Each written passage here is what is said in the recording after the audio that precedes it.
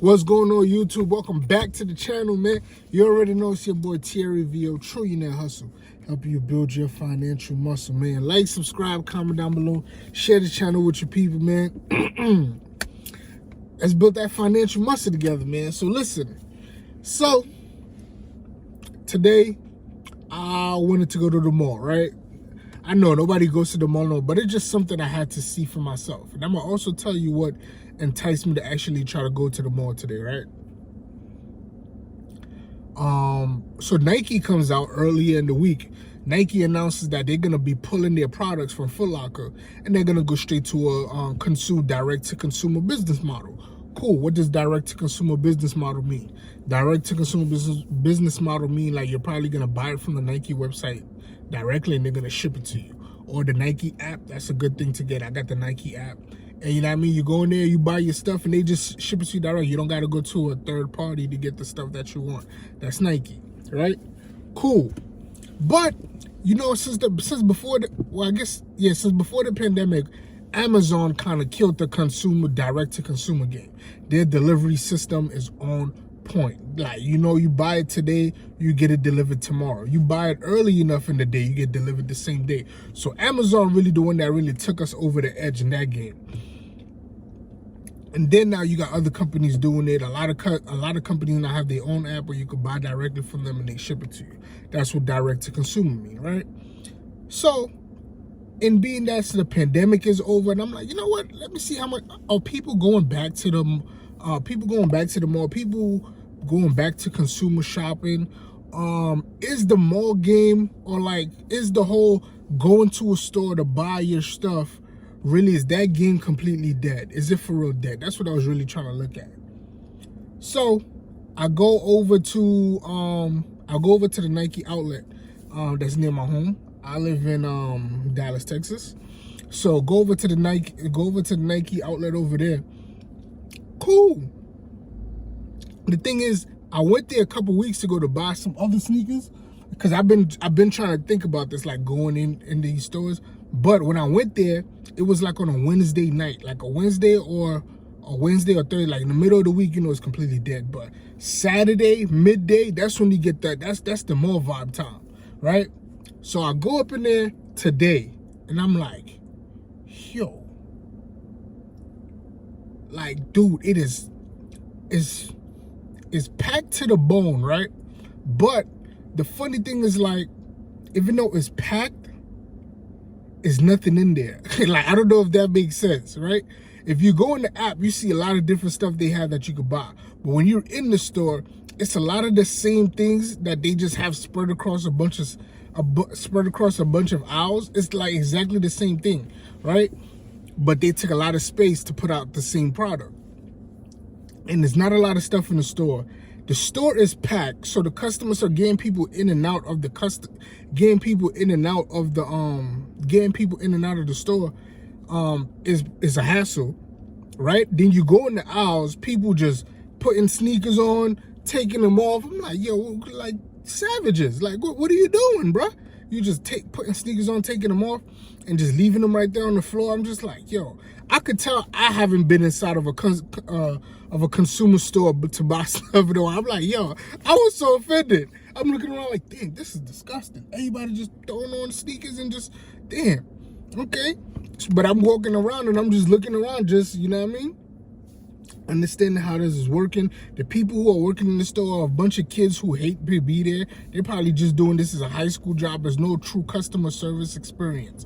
It's just a kid who works there on Saturdays so he could get the Nikes for cheaper, right? And it's just like, they're walking in, they ask me if I need anything, now I'm cool, and I'm just looking at the people in there. And it wasn't that bad, honestly. Like, even though I'm saying that, it wasn't that, because I haven't been in the store in a while. So it wasn't that bad. It was just to see the commotion and the people in there. But what I did realize was, which is the funny thing, so I walked back out into the parking lot, right? And I walk around the parking lot. It was a big outlet, and it just happened to have the one Nike, but I have a bunch of other stores there. So I'm walking around the parking lot and I'm looking at license plates.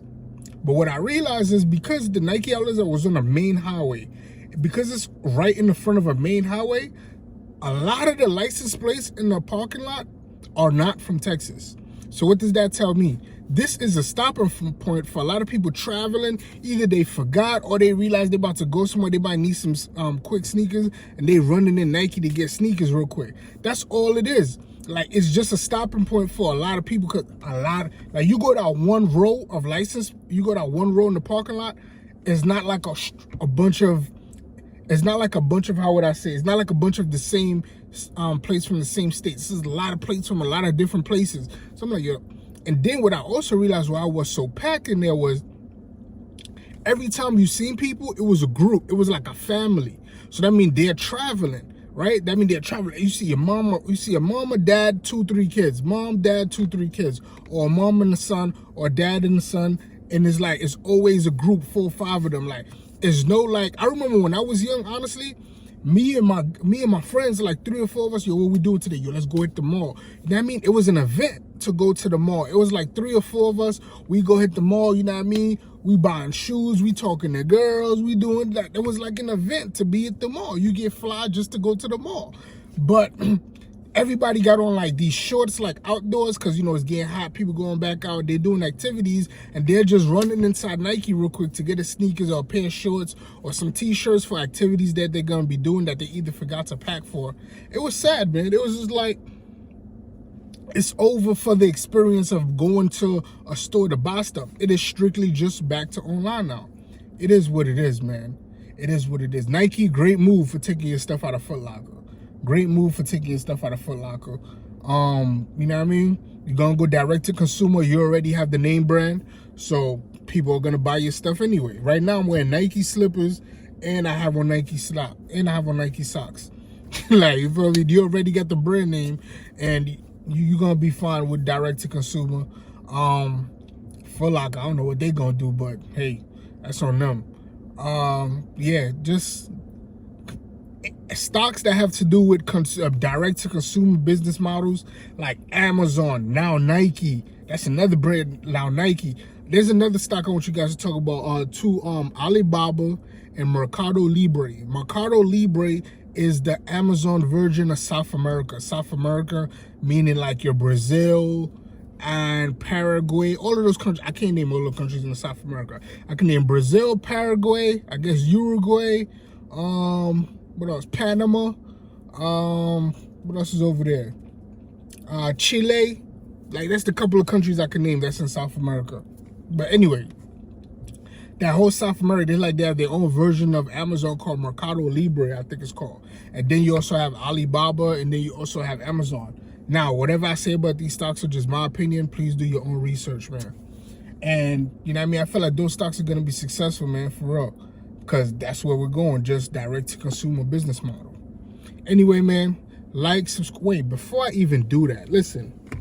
I went to In-N-Out. Listen, In-N-Out, what y'all putting on them burgers? Give me the secret. Give me the secret. Listen, these burgers are dead. I know they're amazing, but every time you try them, it gets better. Like, I'm gonna tell you what I get.